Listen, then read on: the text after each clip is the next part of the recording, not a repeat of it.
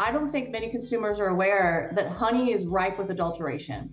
Honey is one of the most adulterated foods in our food supply, and some experts estimate that up to 70% of all honey sold in the United States is adulterated or fake in some way, right? So, like I said, most of the honey that we are consuming is not made in America.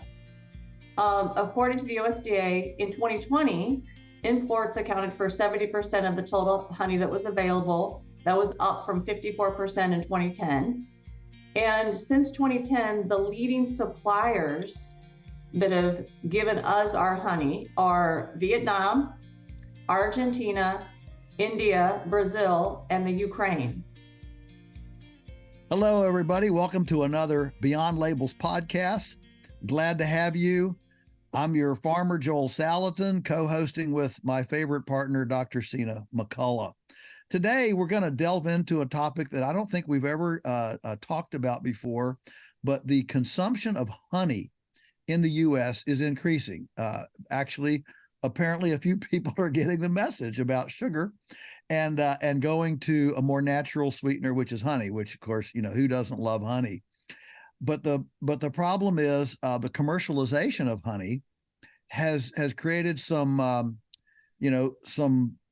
bad players, and so Sina's been busy on her search here to bring us up to speed on what we know about this commercialized honey and the adulteration of honey and the compromise of honey's, shall we say, naturalness.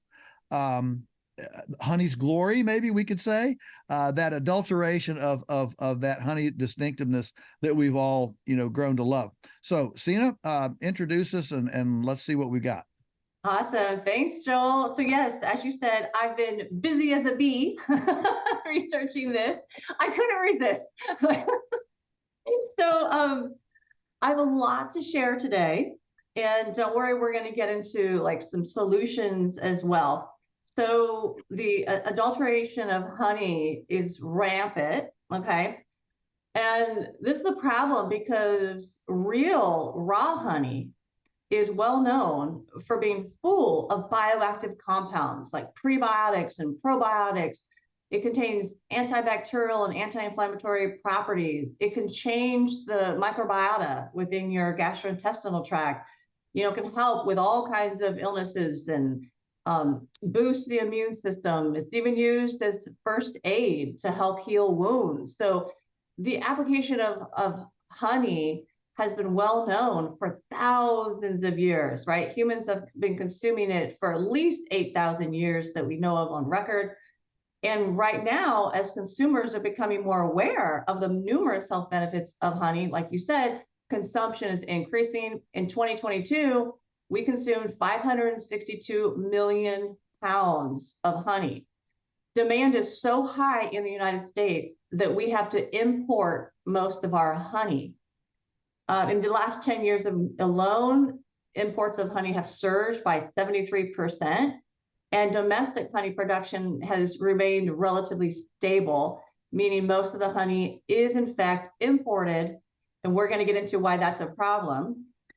But I don't think many consumers are aware that honey is ripe with adulteration.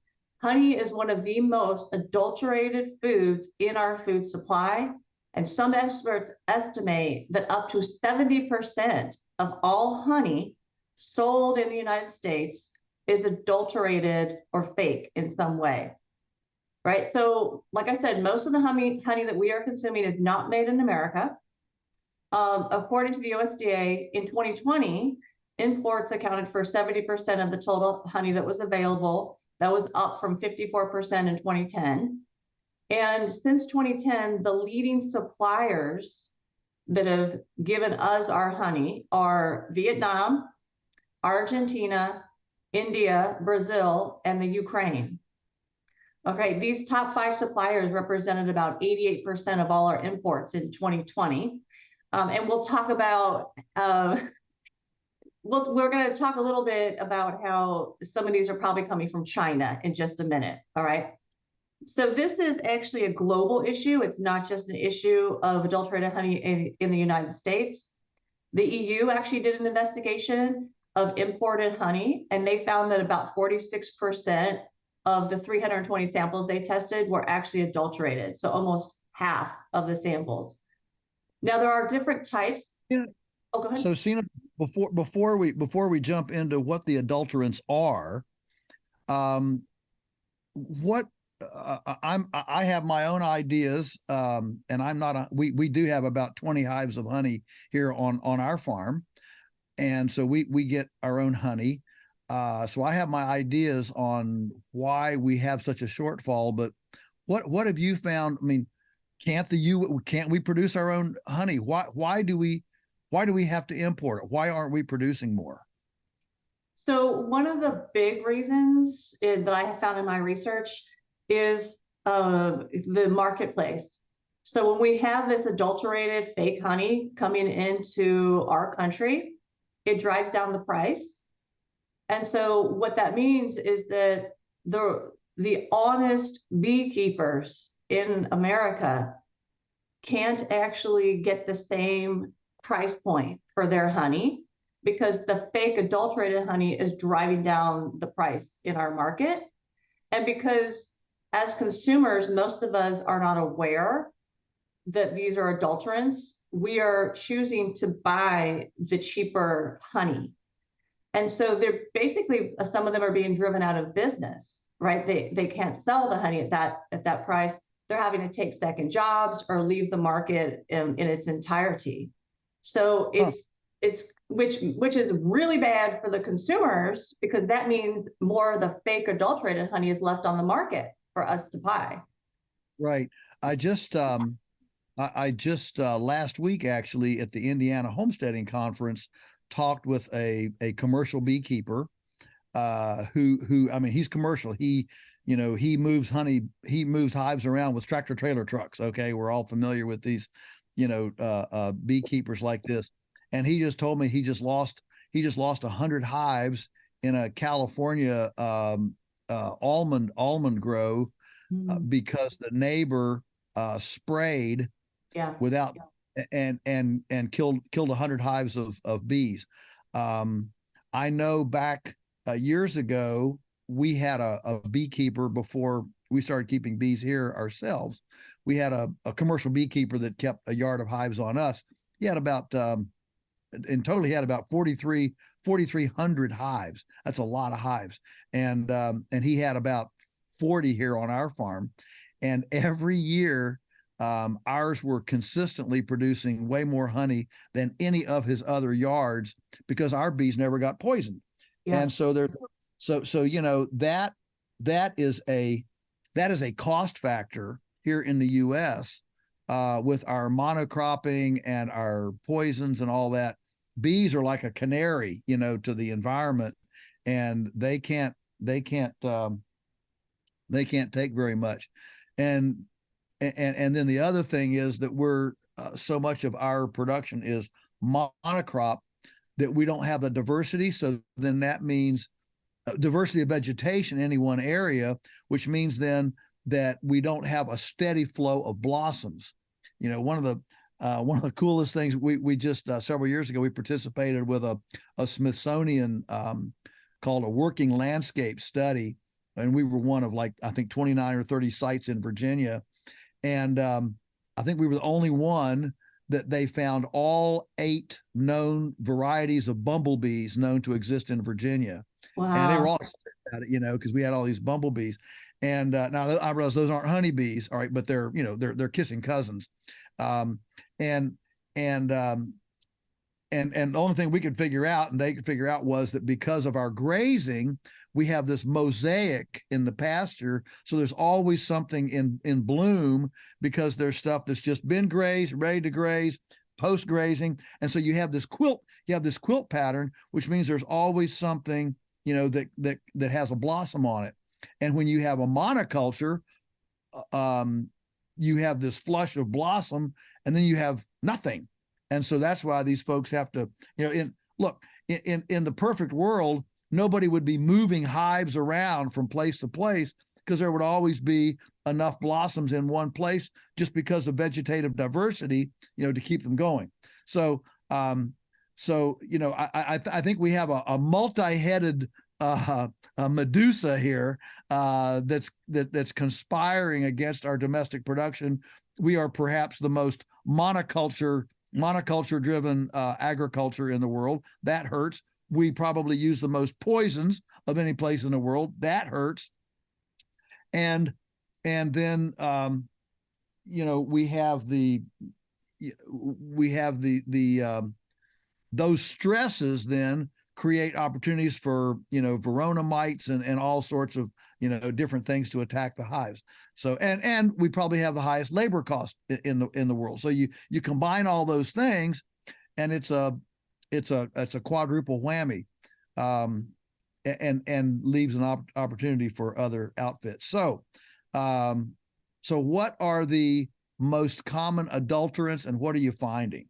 Okay. Yes, and I'll piggyback on that. And this is one type of adulterant, is that how you were saying that we spray a lot, and because there's not as much diversity, in sources of nectar around, the bees sometimes travel further.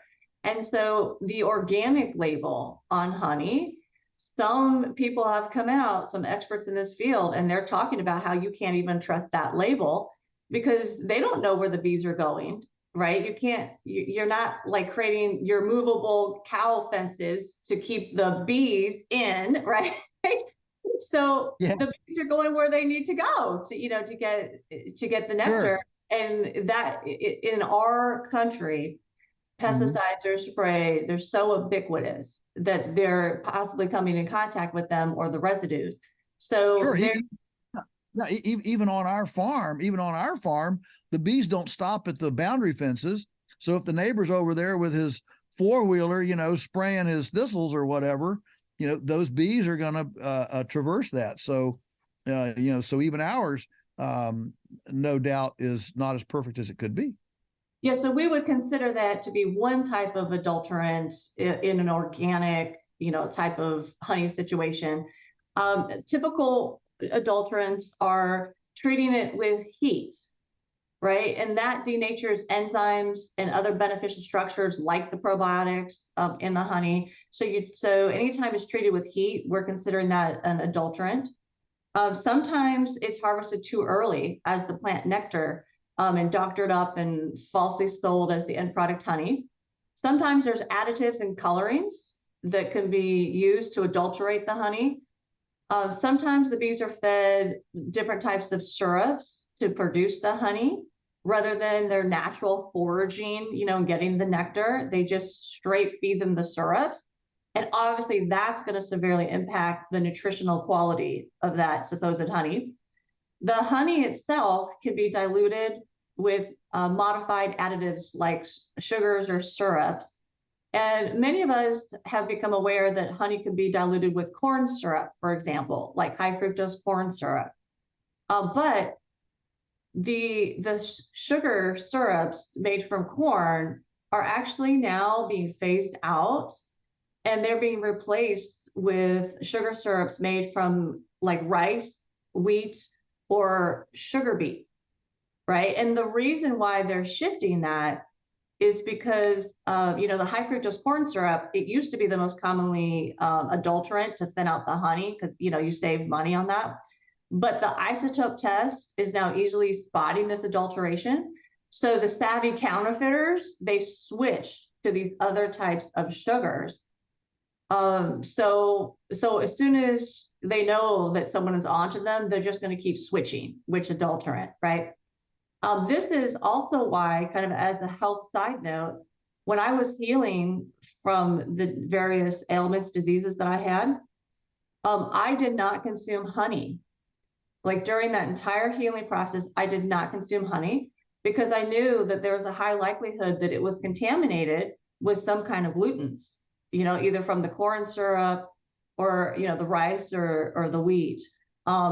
Also here, as an added adulterant that most people don't think about, it's not just that the honey is cut with these sugars, it's that are these sugars from GMO sources, right? The corn can be from genetically modified corn that's been sprayed with glyphosate. Sugar beets, these have also been genetically modified to resist glyphosate. So it is possible that those are other adulterants that are getting into the honey. The honey itself can also be labeled as local, but sourced internationally. The EU, during their investigation, they found, quote, complicity between exporters and importers. They were forging the traceability information. Okay, so they're forging the documents. So what's labeled as local in the grocery store may actually be sourced from an international source. Along those lines, filtering honey has become very popular. This we consider an adulterant. Okay, when you filter the honey, you actually remove the pollen. And when you remove the pollen, that makes it really difficult to identify the country of origin, right? So pollen is like a unique fingerprint in the honey. And you can test the pollen to find out, okay, what types of plants, for instance, did this honey come from? And then you know what country those plants are found in and whatnot. So with the pollen removed, not only are you removing some of the nutritive benefits, but you are helping to disguise any kind of adulterated honey or honey that's been transshipped. Okay, so this is where we're going to get into involvement with China. So there are smugglers who are transshipping honey. So that means, for instance, the honey might originate from a country like China. And then instead of shipping it directly to the United States, they will ship it to some intermediary country, like, in Asia or somewhere there. And then it gets relabeled as coming from that Asian country. And so we allow it in the US, and the country of origin is associated with that intermediary country. Now, China partly does this. So what you're saying is that honey that supposedly comes from Vietnam may actually be coming from China through Vietnam. It's kind of like, right now, 80% of organic grain in the US is imported, and 50% of that is all coming from the stand countries, Kazakhstan, Uzbekistan, and that's going all through the port at Istanbul, Turkey. So this really begs the question of trust, doesn't it? It really begs the question of trust. It absolutely does. And so part of what's happened is there was so much adulterated honey coming from China that we slapped tariffs on them, right? So it costs them more money to ship honey from China to the US. So that's why they're smuggling them through these other countries. And according to a report by Food Safety News, they were saying that a third or more of all the honey consumed in the US is probably smuggled in from China. Okay. In 2011, the European Union, they actually banned all shipments of honey from India because they thought that it was actually coming from China. They found presence of lead and illegal antibiotics in that honey, and there wasn't proper paperwork proving that it didn't come from China. All right. The Food Safety News has gone on to say that there are still, quote, millions of pounds of transshipped Chinese honey coming in the US, and it's coming now from places like India and Vietnam. And again, at the start of this podcast, I mentioned India and Vietnam are two of the countries where we import most of our honey from, right? So we're finding these antibiotics, we're finding heavy metals in this transshipped honey. And it could be still the most imported honey that the consumers in America are eating. And what I found interesting was just this year, Donnie took my kids to Georgia Tech, and Donnie graduated from Georgia Tech, and so it's kind of one of those nostalgic moments. And so he took them there because they had this like science engineering day, and they had an entire booth dedicated to adulterated honey, right, at this kids science fair. They showed him like NMR, nuclear magnetic resonance testing. They had actually bought honey from a local grocery store, like multiple different samples, and they ran it through the NMR machine. And they had the test results. You can see, like, it's like seeing a graph and there's these peaks, and you can figure out, okay, this peaks with this type of sugar, or like if there's no high fructose corn syrup, it should not have this peak. Okay. The majority of Mhm. all the honey that they had tested was adulterated. There was only one that wasn't adulterated, and it was a honey that professor got from his neighbor who raised Uh-huh. his own bees, right? That was the only sample that was not adulterated. But that's how prevalent this is. Thank you for joining us on Beyond Labels. Our mission with this podcast is to make it accessible to everyone. But we are behind a paywall because the issues we discuss are often subject to censorship. We've run into that, and so we have an extremely modest paywall to let us have the freedom to discuss the kind of issues we want to discuss in the way we want to discuss them. And you can become a member and enjoy all this content by clicking on the description box below. We look forward to having you join our family.